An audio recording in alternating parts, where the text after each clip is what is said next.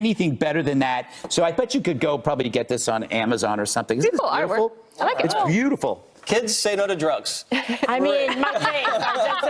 Dr. Demento. The people at home know who Dr. Demento is. No, that's good stuff. Today you don't know, in Jeff. Good Boss News, Monumental supports CEO and founder Ted Leonsis. Did I say that right? Yep. He owns the Washington Capitals, who are in the Stanley Cup Finals. He arranged for 200 full-time employees to make the trip to Las Vegas. They get to stay at the Excalibur for one night and receive a ticket to see the Capitals play in either Game 1 or Game 2 of the Stanley Cup Finals. I hope they chose Game 2. I hope they chose Game 2. It was a great game, though. And he chartered 2 flights for his employees, which is a great boss thing to do. And your Cavs are in the NBA Finals. And my Cavs are in the NBA Finals. Wow.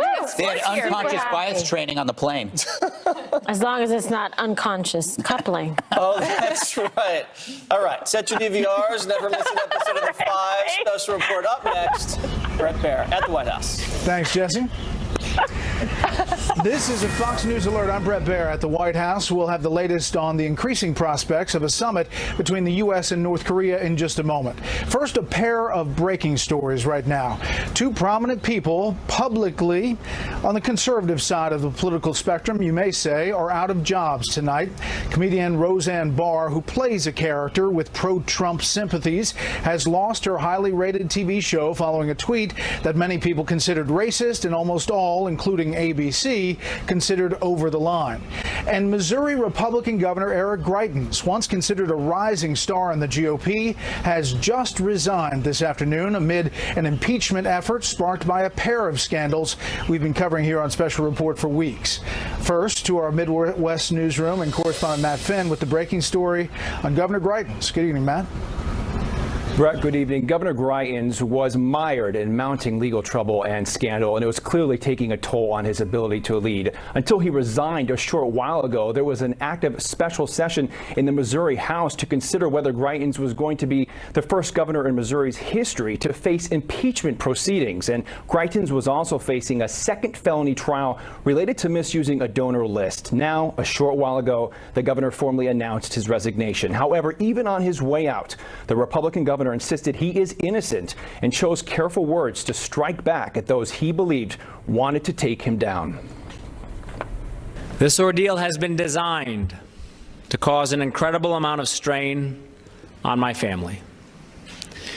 Millions of dollars of mounting legal bills, endless personal attacks designed to cause maximum damage to family and friends. And it's clear that for the forces that oppose us, there is no end in sight.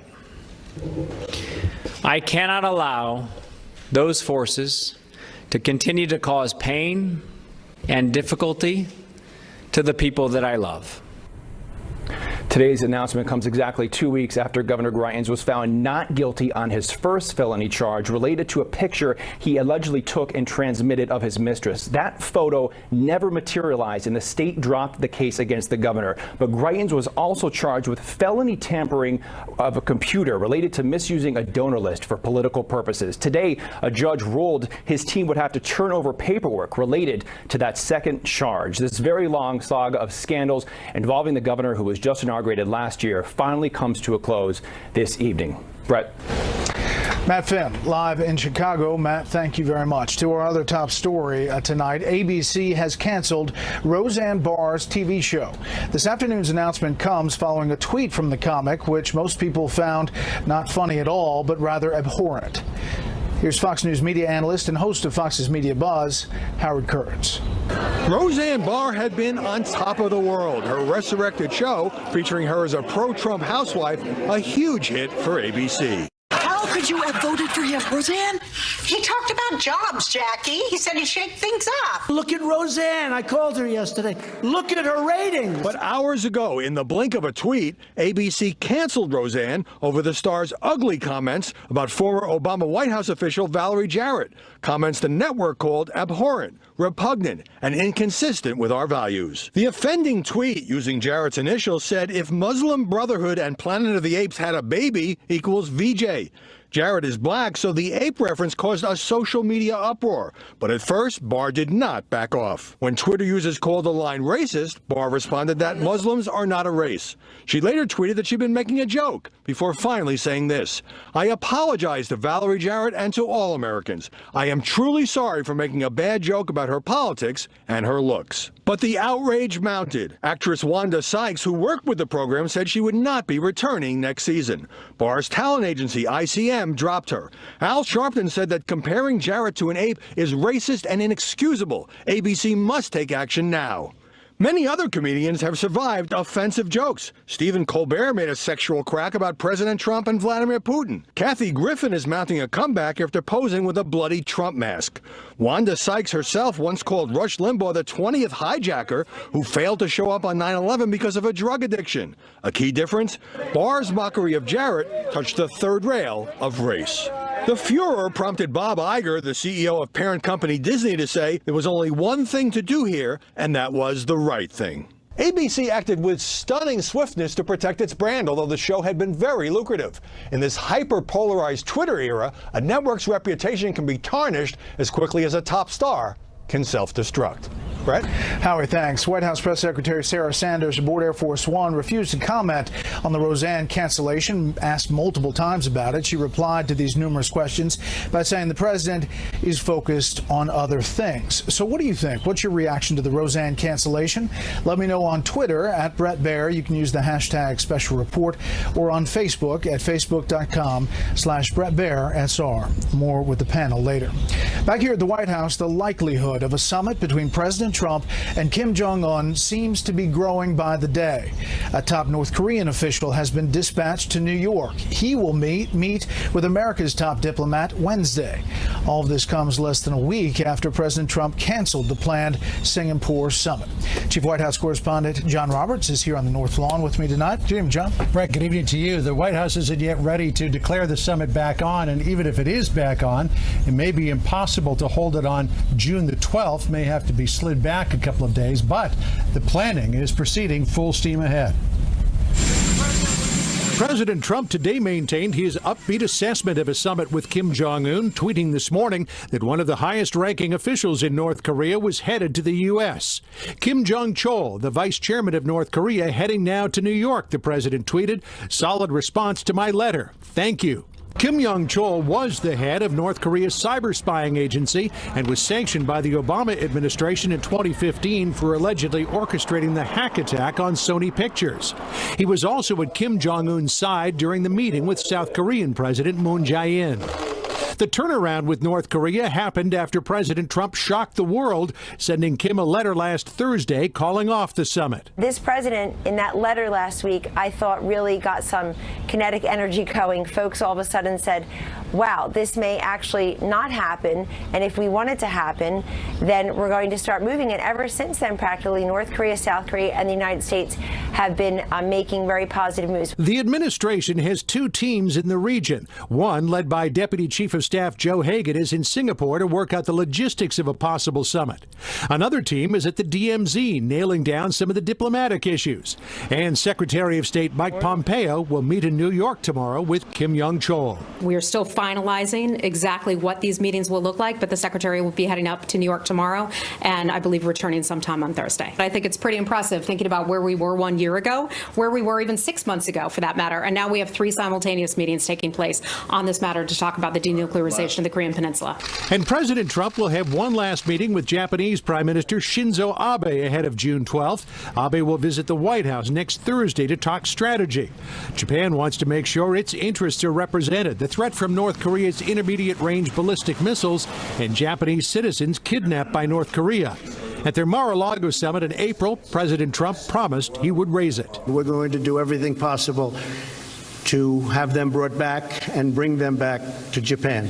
I gave you that promise. President Trump has sought Chinese President Xi Jinping's help in bringing North Korea to the table. But today, a possible complicating factor. The White House announcing it will soon impose a 25% tariff on $50 billion in Chinese imports and implement investment restrictions and enhanced export controls on U.S. technology.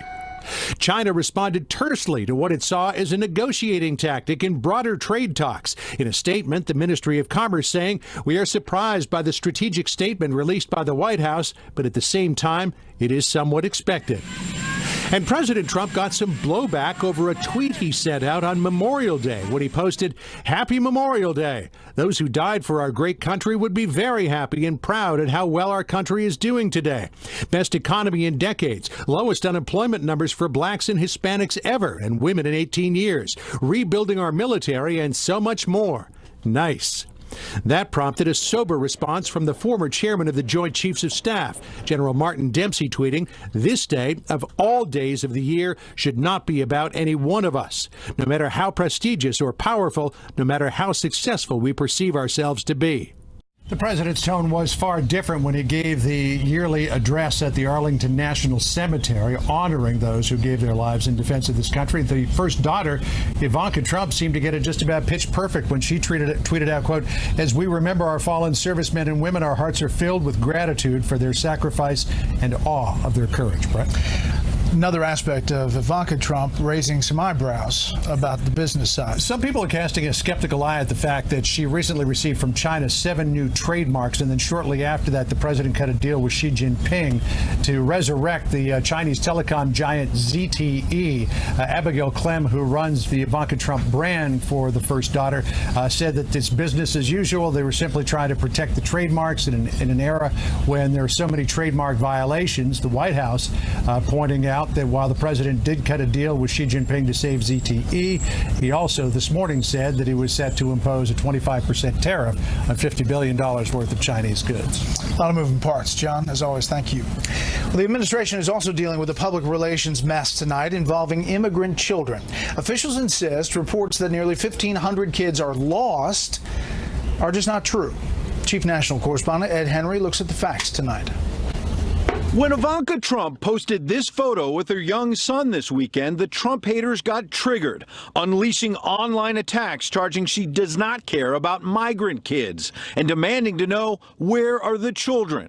A reference to allegations that over 1,400 migrant children have gone missing, and blamed President Trump for ordering they be separated from their illegal immigrant parents. Even the White House spokesman Hogan Gidley and officials at the Department of Health and Human Services fired back today. None of those charges are true. That is an inaccurate characterization of what happened. This month, Attorney General Jeff Sessions traveled to Texas to announce a new policy. The government will try to prosecute everyone who crosses the southwest border illegally, even those seeking asylum. That will lead to some parents being separated from their children, which is already part of existing law. If you are smuggling a child, then we will prosecute you. And that child may be separated from you as required by law. The 1,475 kids who allegedly went missing arrived at the border from October to December 2017, months before the Sessions policy went into effect. Secondly, HHS officials point out those kids were part of a total of 7,635 children they surveyed over those 3 months who showed up at the border without parents, so they were not separated from them. Trump administration officials took the extra step of placing the over 7,000 kids with adult sponsors in the U.S. HHS found 6,075 of the kids still living with sponsors, 52 living with someone else, 28 had run away, 5 were deported, leaving 1,475 unaccounted for. HHS officials say some of their sponsors are here illegally and likely dodging the government's attempts to contact them. Eric Hargan, the HHS official in charge of the program, stating, quote, "The assertion that unaccompanied alien children are lost is completely false. This is a classic example of the adage, no good deed goes unpunished." That did not stop former Obama officials like Jon Favreau and journalists like Hadass Gold of CNN from compounding the mischaracterizations, tweeting this photo from azcentral.com, a website affiliated with USA Today, of Latino children being held in cages to claim it shows President Trump's policies are mean. The problem, that image was taken in 2014 when Barack Obama was president. Republican Marco Rubio is a frequent critic of the president, but he gave him some political cover on this one. Pressed on whether the law dealing with separating parents from kids should be fixed, Rubio told CBS the better law to change is actually securing the border. Bret? Ed, thank you. Up next, the president goes after the special counsel for what he might do. We'll explain. First, here's what some of our Fox affiliates around the country are covering tonight. Fox 26 in Houston as classes resume at a suburban high school where a mass shooting left 8 students and 2 substitute teachers dead. The school district says Santa Fe High School will have additional law enforcement officers to provide security for students as they wrap up the school year this week. Fox 13 in Memphis says the University of Memphis says it will become the first college in the nation to accept a scholarship for family of active duty service members killed or severely injured as full payment. The school president says starting this fall, any student who meets the criteria for the Folds of Honor scholarship will not owe any money to the university. And this is a live look at Salt Lake City from Fox 13. The big story there tonight, a Utah man and his wife are now back home after spending nearly 2 years imprisoned in a Venezuelan jail. Josh Holt spoke briefly at the airport Monday to thank everyone who helped him and his wife. The Venezuelan government accused them of having assault weapons. The Holts and American officials insisted that was never true.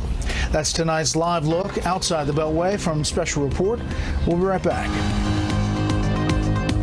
Overseas, Italy's stock markets plunged today on fears the Eurozone's third largest economy is headed toward another financial crisis. The new prime minister designate in Italy is trying to form a coalition government there. If he does not succeed, it could mean new elections in the fall after campaigns featuring intense anti-establishment and anti-European Union themes. Well, the effects on Wall Street here in the U.S. pretty big. The Dow lost 392, the S&P 500 dropped 32. The Nasdaq fell 37. A man with a knife stabbed 2 police officers Tuesday in Belgium. He then stole their guns and fatally shot them and a bystander. That attacker was later killed by police. Prosecutors say the incident is likely terror-related. One local newspaper reports the attacker yelled "Allahu Akbar." The attacker was an inmate who had been granted a few hours release Monday, but failed to return to prison. A British court, meantime, has sentenced a prominent far-right activist to 13 months in jail after live streaming outside a criminal trial in violation of reporting restrictions.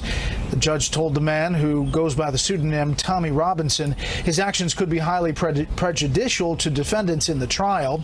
News of his arrest sparked calls on social media for his immediate release and a demonstration Saturday outside the British Prime Minister's Downing Street office. It has been a busy few days for President Trump on Twitter. He's once again slamming the special counsel investigation into alleged Russian collusion and his presidential campaign and urging scrutiny of the Hillary Clinton campaign and effort. The president is also linking the probe to the coming midterms.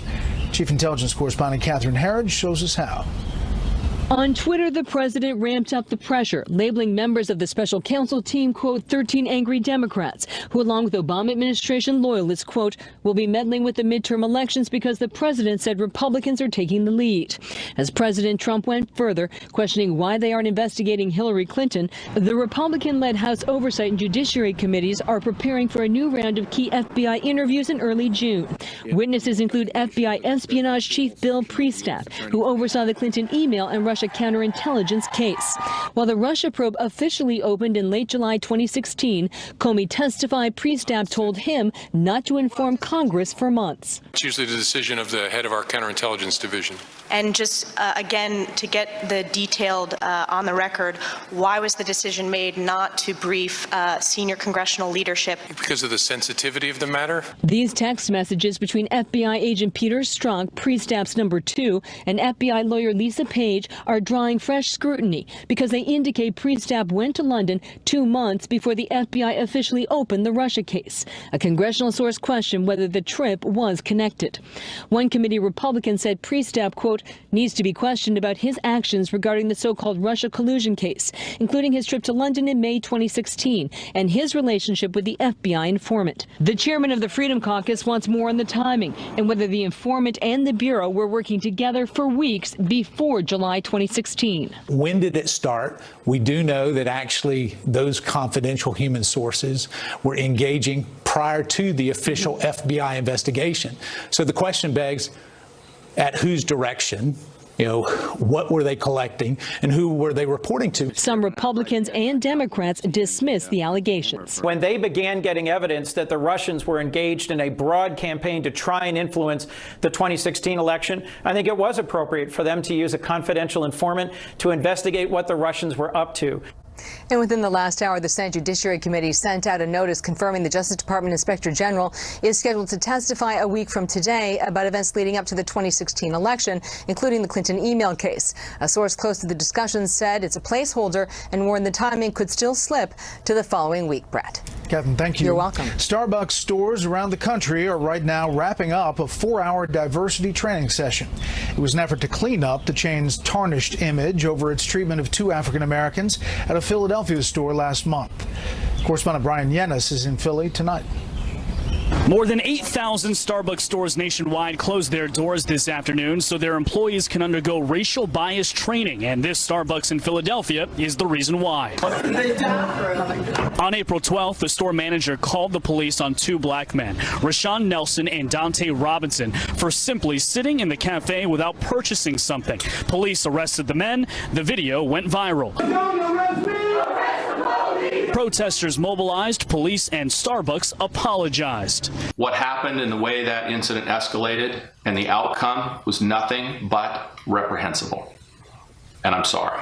For 4 hours today, 175,000 employees watched anti-bias training videos. That racial and systemic bias have many causes. Employees had group discussions on racial bias, even reflected on the history of racial discrimination in public places. Civil rights organizations like the NAACP participated. In Philadelphia, customers acknowledged the need for the training. I was very, very disgusted. I was extremely disturbed by what happened. This is something that we have to deal with in our society, and so I'm glad that Starbucks is doing it. Aware of their own issues, Starbucks Executive Chairman Howard Schultz also partly blamed President Trump for exacerbating racism in America. I would say on a personal level, it probably has given license to people to feel as if they can emulate and copy the kind of behavior and language that comes out of this administration.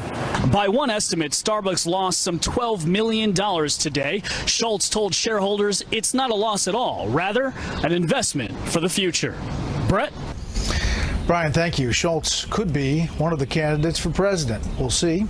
Police in Maryland say they have found the body of a man who disappeared trying to help a woman rescue her cat during flash flooding Sunday in Ellicott City. 39-year-old Edison Hermond was a sergeant in the Maryland Army National Guard and a U.S. Air Force veteran. Sunday's torrential rains led to the second major flooding event in less than 2 years in that historic city.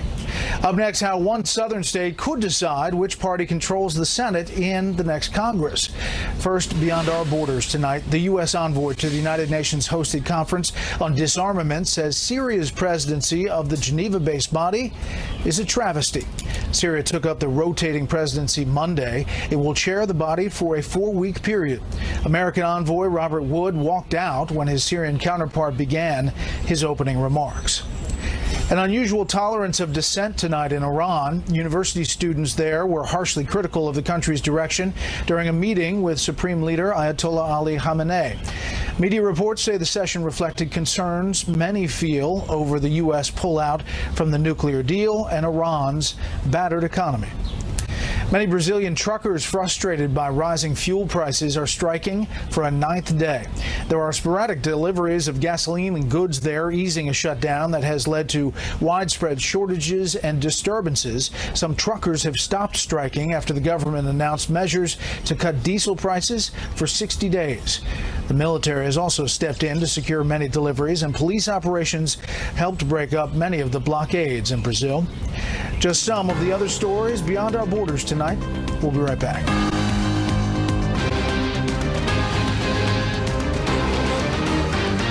Welcome back to the White House. You're looking there at the West Wing entrance. The president leaving earlier. He will host a campaign-style rally in about an hour and a half in Nashville. Tennessee's U.S. Senate race figures to be crucial in both parties' efforts to try to control the U.S. Senate after this year. Correspondent Steve Harrigan is in Nashville tonight. The The most expensive race in Tennessee history could determine control of the U.S. Senate. It's going to be highly competitive. There's going to be a huge amount of money from the outside poured into this race, especially if it looks like it might be the pivot that turns on whether the Democrats control the Senate. The Republican Representative Marsha Blackburn, a self-described hardcore conservative who carries a pistol in her purse, proclaims her support for President Trump often. I stand when the president walks in the room, and yes, I stand when I hear the Star-Spangled Banner. The Democrat, former Governor Phil Bret, calls himself a problem solver and rarely mentions the president at all. The less he has to take on the president or kind of take on national politics, that's probably all the better for him. The more he can keep it local on statewide issues, I think that portends better for him come November. It is a balancing act for a Democrat in a state Trump won by more than 20 points. Even though a lot of people think he's a little rough around the edges, I think he's doing okay. Despite Trump's popularity, Blackburn knows she's in for a fight. I think it is close because my opponent did serve as governor for 2 terms, and he has run statewide 3 times. This would be his 4th statewide race, and people are familiar with his name. In what is likely to be a tight race, Bret is expected to do well in the cities, Blackburn in the suburbs, while both battle for the rural vote. They've been promising this and that ever since he's been in office and haven't done nothing. We need people that's going to be in there to do something to help back his agenda to get America back on the road again. President Trump won some counties in Tennessee with almost 90% of the vote. The question now for this Senate race is whether that popularity is transferable. Bret? Steve Harrigan live in Nashville. Steve, thanks. We'll see that rally here on Fox News Channel in just a bit. The U.S. Supreme Court is allowing Arkansas to put in effect restrictions on how abortion pills are administered. Critics of a challenged state law say it could effectively end medication abortions in the state. The justices did not comment in rejecting an appeal from the Planned Parenthood affiliate in Arkansas. The law says doctors who provide abortion pills must hold a contract with another physician who has admitting privileges at a hospital and who would agree to handle all complications. Meantime, more evacuations tonight in Hawaii as fast-moving lava from the Kilauea volcano makes its way deeper into a major subdivision there. Correspondent Jeff Paul is once again on the Big Island tonight. Annihilating everything in its path, fast-moving lava continues to burn its way through this rural residential neighborhood. And it shows no signs of stopping as it flows closer and closer to more homes. What I saw was an absolute ocean of lava.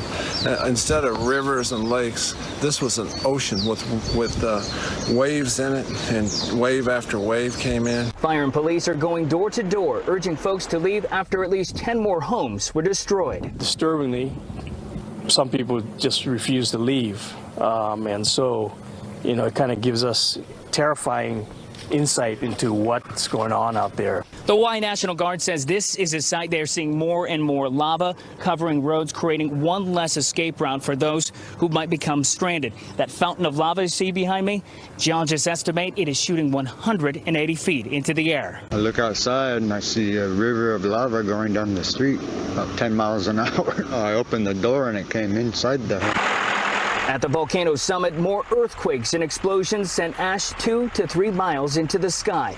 Below the peak, with lava closing in quicker and spreading farther, emergency responders are now forced to take even greater risk to save those who won't leave. It's just nothing to fool with, and you really want to get out of the way of it because there's no negotiating with a force like this. It's going to do what it's going to do. Lava now covers at least 2,400 acres of land here in the lower rift zone.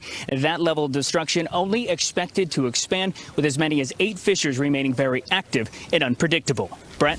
Jeff Paul on the Big Island tonight. Jeff, thanks.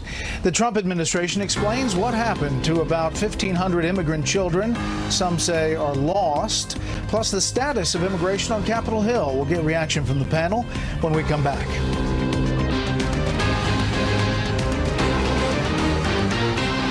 If you are smuggling a child, then we will prosecute you. And that child may be separated from you as required by law. We don't want to separate families, but we don't want families to come to the border illegally. Every law enforcement agency in this country separates parents from children when they're arrested for a crime. There is no new policy. This has always been the policy. There is real bipartisan support for changing that. I would be open to changing that law, but the better law to change is to secure our border. Well, immigration, specifically about immigrant children, 1,500 of them, the headline said, had been lost under the Trump administration's adherence to this policy. HHS putting out a statement refuting that, saying the assertion that unaccompanied alien children, UACs, are lost is completely false. These children are not lost. Their sponsors, who are usually parents or family members, in all cases have been vetted for criminality, and the ability to provide for them simply did not respond or could not be reached when this voluntary call was made.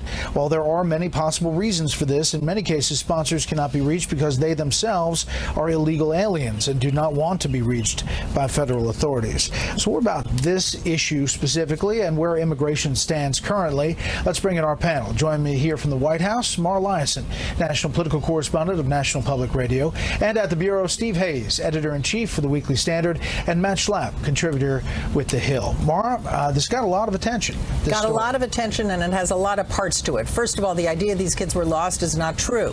On the other hand, the idea of separating kids and families, which was a policy by previous administrations, and as you just heard, the Trump administration made very clear it wanted to continue it because it was a deterrent. Don't bring your kids here illegally because you're going to get separated from them. All of a sudden, it seems like the White House felt that they didn't want to be associated with this, so they decided to blame it on Democrats, even though it's a policy that they were carrying through. Well, Steve, the characterization of it really did depend on what you were watching or reading as far as these 1,500 kids, or that the policy actually went back a couple of administrations. That's true, but look, this really took off over the weekend when you had former Obama speechwriter John Favreau and others tweeting, putting this out there, putting out pictures of migrant children in cages and hyping this and saying it was outrageous because it was the Trump administration doing this, failing to note, of course, that this had happened, as you say, under previous administrations. So that is something that I think sort of poured fuel on this proverbial fire, if you will. But there's no question that the Trump administration is trying to take a tough stand on illegal border crossings, which are up after initially going down at the beginning of the Trump administration, by saying this, by making this part of their policy. We saw, I think, at the beginning of the administration what the power of presidential rhetoric, what the power of administration rhetoric did to decrease the numbers of people trying to come across the border. And I think that that's their goal here. I mean, we could debate whether this is the right policy or not, but they've said, both John Kelly as chief of staff and, as you just played, Jeff Sessions as attorney general, has made clear that they view this as an effective deterrent. Matt, I always say the disclaimer, or I try to, that your wife works for this administration. And what do you think the thought process is that behind this move? Are they pushing back against bad news stories on this, or is there a strategy here that's developing on the immigration front? Bret, be careful. It's very hard to get into the mind of your spouse. But I would just simply say that we got to focus on the law. And the only thing that the Trump administration is doing differently than the Obama administration when it comes to these people with unaccompanied minors is they are following the law. It is a criminal violation for an adult to cross our border illegally. The question is, what do you do with the kids? Here's the real kicker. The kids, the 7,600 kids or some of that we're talking about, this population, almost all of them will stay in America for as long as they want. Let's have that set in this. We only sent home something like 5 kids last year. If an unaccompanied minor gets to our border and is taken into this process, they stay in America. And most of them who are given a place to stay temporarily while supposedly they're going to have a hearing in the first 30 days are given to relatives who are themselves here illegally. So when Democrats say that the Trump administration lost 1,500 kids, Mara's right, that's not accurate. We've actually lost 20 million people. And those 20 million people are bringing in more relatives to the border. This is why, no matter whether you build a wall or not, we have a problem every day at the border that there's all these loopholes that allow you to jump in line, hopscotch in line, to be able to be in America for as long as you want to be. Mar, I mean, the key point here is that the reason the lost story is not accurate is because they were calling these sponsors, and frankly, they just didn't answer. They just didn't answer. They don't know if their kids aren't there, if they're someplace else. That's right. That doesn't count as lost, meaning they don't know where they are. They didn't return a phone call. To me, the interesting thing is the Trump administration wanted to publicize this. You had John Kelly, Jeff Sessions saying, we're going to separate these kids, as the law says we should, so don't bring them. All of a sudden, it sounds like they feel that they want to blame that separation on Democrats. But do you think that this, as a political issue, is one that is powerful for Democrats as they head to the midterm? Sure. They want to say the Trump administration is heartless and they're separating kids, even though Obama did the same thing. But what's so interesting to me is Donald Trump does have a soft spot in the immigration debate. DACA kids, he's often said that he loves them. He wants to treat them with great heart. He clearly doesn't want to be on the wrong side of this story and seem like he's the guy separating kids. And Steve, last word, the thought about immigration as a legislative issue as we head towards the midterms now. Well, that's easy, Bret. I can easily predict what's going to happen with that. No, look, nobody knows. Nobody knows. I mean, in the short term, this is a Republican challenge because Republicans have control of the House, and there's not consensus on how they should proceed in the House. You have more restrictionist efforts like the Goodlatte legislation that conservatives have been pushing for a long time. You also have moves by the moderates in recent days to try to get their legislation surfaced, and there's disagreement among Republicans. Longer term, the question is whether I think Democrats will agree to fund something like a border wall that Donald Trump is saying that he wants. All right, panel, stand by. Next up, ABC dumps Roseanne. The politics of that, plus the politics of the Tennessee Senate race, a rally upcoming. Keep it here.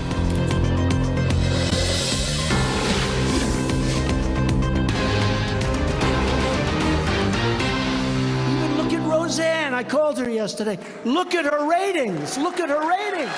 I got a call from Mark Burnett. He did The Apprentice. He's a great guy. He said, Donald, I called just to say hello and to tell you. Did you see Roseanne's ratings? I said, Mark, how big were they? They were unbelievable. Over 18 million people. And it was about us.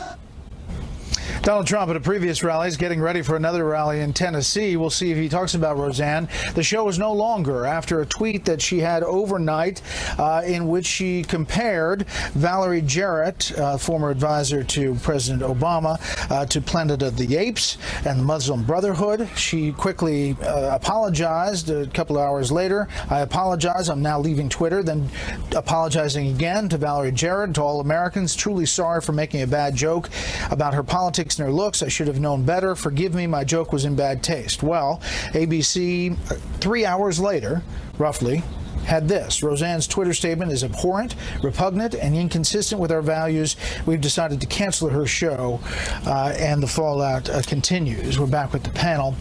Matt, your thoughts on this and what it tells us about this moment?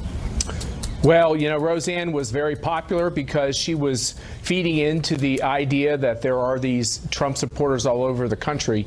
But when she veered into this vile, racist, hurtful, and just mean tweet, she quickly lost her support, which I think was the right decision by the network. She did apologize, and I just wonder, which I think is a good thing to do when you do something wrong.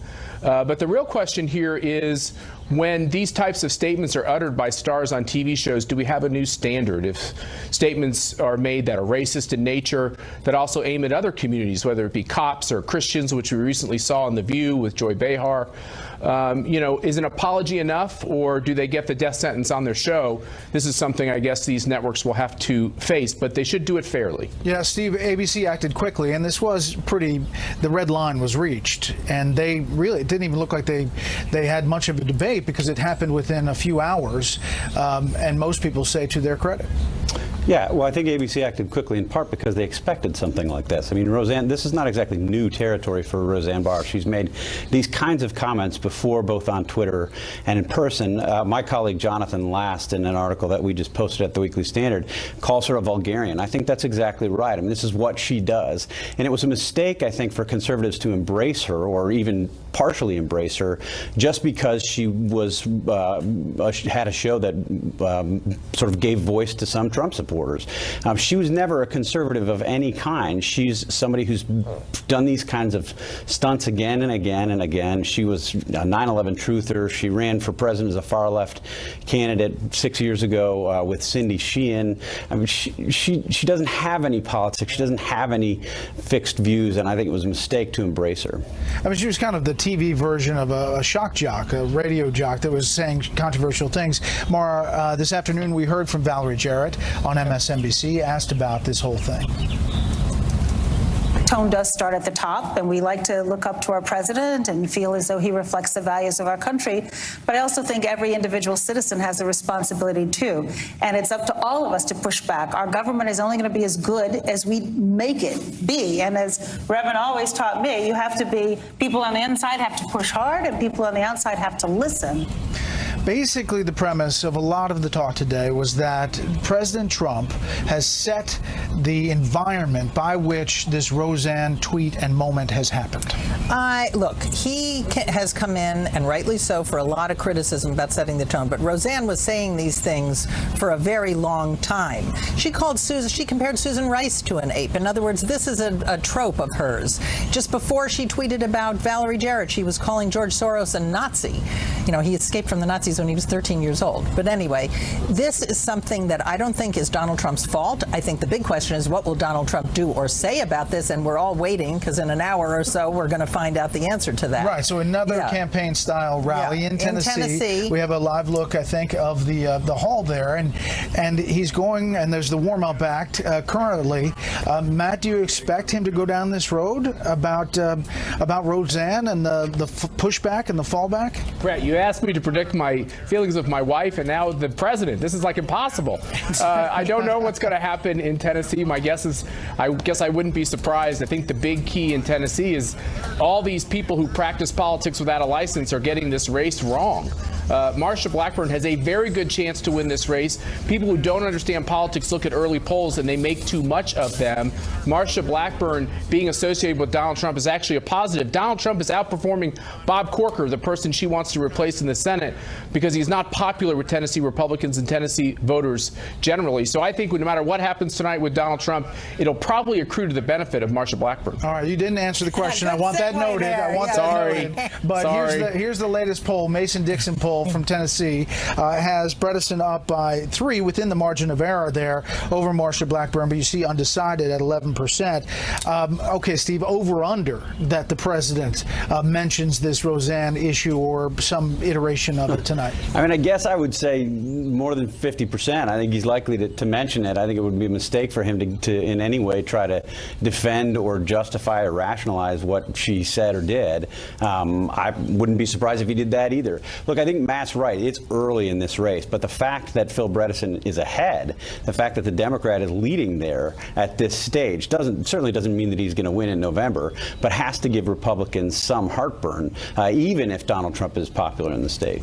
You know, I haven't talked to a single Republican who's really worried about Tennessee. On the other hand, Democrats got the candidate they needed there. Phil Bredesen is probably the only Democrat who could give Marsha Blackburn a run for her money and possibly even win, although I would still bet on the Republican. And you're taking the over?